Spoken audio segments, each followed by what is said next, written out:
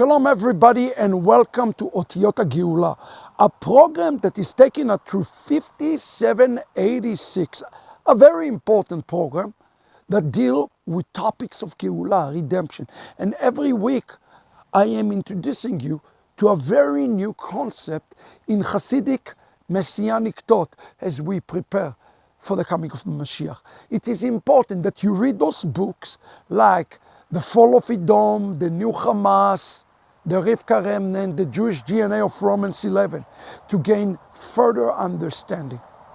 In Rega B'Ivrit earlier this week, I spoke about the reason the heaven allowed Esav to be born.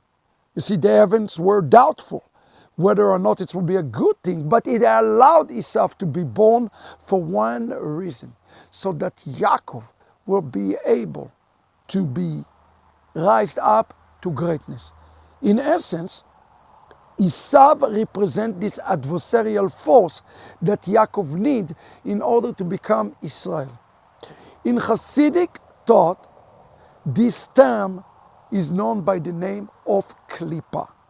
You hear me speak a lot about Klipot.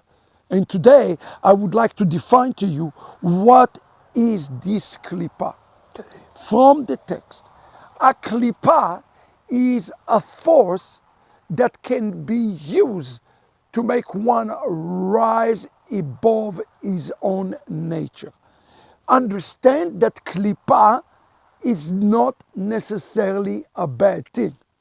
If one rises up above the adversarial force, just like in the case of Yaakov, who was able to rise up above Esav, this Klipa is called in Hebrew Klipa Noga, meaning a Klipa which is a shell or a husk that can be bursted through and can cracked out and could find a great treasure inside of it. For example, a nut, a pecan.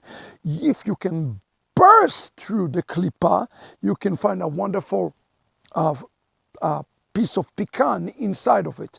This is a concept of a klipa noga, something that is outwardly, okay, and if it can come out something outwardly, then there's something that is inwardly, is something very valuable. But what about apple? If you eat the outside of the apple, the inside of the apple is have cyanide, and it can kill you if you eat the inside of the apple seed. This is another type of klipa, and this is klipa that is bringing you to tmeut. It's Klipa Tme'ah. That's as a klipa that cannot be overcome, cannot be consumed, and cannot be digestible. And this klipa is leading to a destruction. The upshot for us is very clear. In the last days, the scriptures speak about separation of a sheep and a goat. What does that mean? There's going to be two klipot. There's those klipot that are going to cause people to fall, and there's going to cause those klipot that are going to cause people to rise. That's the difference between klipa noga and klipa tameah. And that frame, this separation by the two klipot, is truly what's called Torah Abirurim, the Torah of clarification. The Ramad explained that when the Birurim are finished, that's when Messiah is coming in. In Parashat Toldot, we read, Veyado ochezet be'akev Esav, and his hand is grabbing to the heel of Esav. Listen to what our sages says by this. They say, before they were born, there was already a quarrel, and they have to fight against one another. And what was the essence of the fight? Esav was willing to destroy Yaakov and to kill his own self just so that Yaakov will die. But Yaakov was able to hold Esav back with his mouth, with his prayer.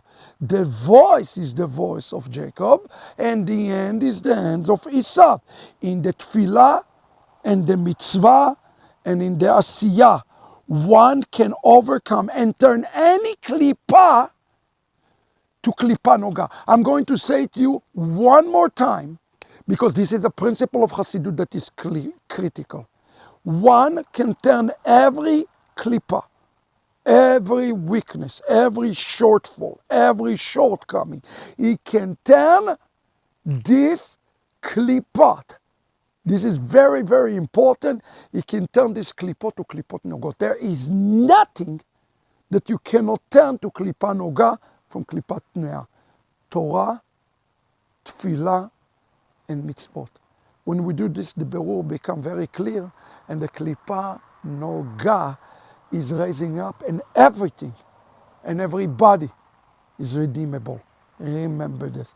Even a remnant of Esau is still redeemable. This is, friend, Otiyot HaGeulah for this week. Look at the klipot in your life, turn them to klipa noga, and you'll be ready for the coming of Mashiach. God bless you.